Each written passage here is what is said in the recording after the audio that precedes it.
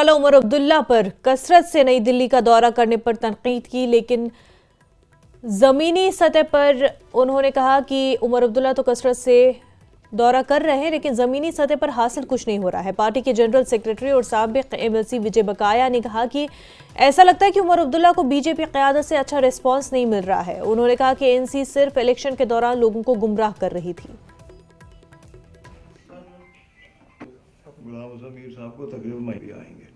देखिए, ये तो हम इस बात से आश्वासन ले रहे हैं कि अपनी पार्टी पहली पार्टी थी जिसने कहा था कि अमित शाह साहब, आपने वादा किया है पार्लियामेंट में 370 हटाने के बाद स्टेटहुड देने का, वो पूरा कीजिए। उस वक्त सब लोग नज़रबंद थे। उस वक्त भी ये लोग पता नहीं क्या क्या सोच रहे थे, हम कौन कौन से वादे करेंगे लोगों से। हमने इन लोगों से इतना ही कहा कि स्टेटहुड हमारी मांग है, स्टेटहुड हमारा हक है, वो मिलेगा जब भी हालात ठीक होंगे। तो अब इलेक्शन में, असेंबली के इलेक्शन में उमर साहब ने, एनसी ने और बाकी पार्टियों ने, एक्सेप्ट अपनी पार्टी, लोगों को गुमराह करने की कोशिश की। उनसे कहा कि हम तो 370 वापस लेके देंगे आपको।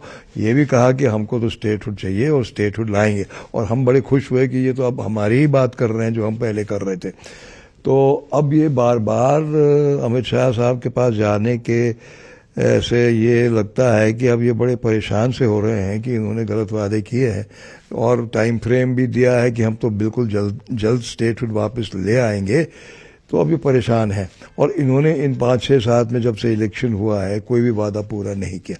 ये कैजुअल और डेली वेजरों को मुस्तकिल बनाने का वादा था इनका, और बहुत सारे वादे थे, वो कोई वादा पूरा हुआ नहीं है इनका। तो मैं समझता हूँ कि इस वक्त शायद लोगों में भी ये एहसास हुआ है कि हमें इलेक्शन में वोट लेने के लिए शायद गुमराह किया गया कि और हमें फिर से गलत वादे किए गए। तो स्टेटहुड के लिए तो हम भी मांग करते आए हैं अपनी पार्टी कि स्टेटहुड हमारा हक है, स्टेटहुड हमें मिलना चाहिए।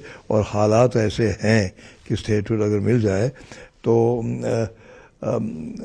ठीक रहेगा। लेकिन उमर अब्दुल्ला ये कह रहे हैं कि मुझे अभी टाइम दे दीजिए, मैं 2 महीने से हूँ, 5 साल का मेरे को मैंडेट मिला है, रिपोर्ट कार्ड मेरे से 5 साल के बाद लीजिए, अभी आप इतनी जल्दी मत कीजिए, जितने भी वादे हम पूरा करेंगे। आपको लगता है कि वादे पूरे हो पाएंगे? देखिए, जिस तरह से उन्होंने इलेक्शन के दूसरे दिन ही एक बाइट दिया कि हम तो समझते हैं 370 वापस नहीं मिलेगा क्योंकि ये हमसे एक बार ले गए हैं, तो वापस कैसे देंगे हमें।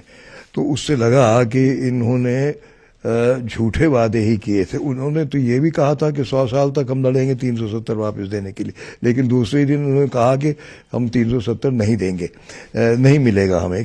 तो इसका मतलब ये उनको एहसास था कि उन्होंने लोगों, अवाम के साथ धोखा किया है।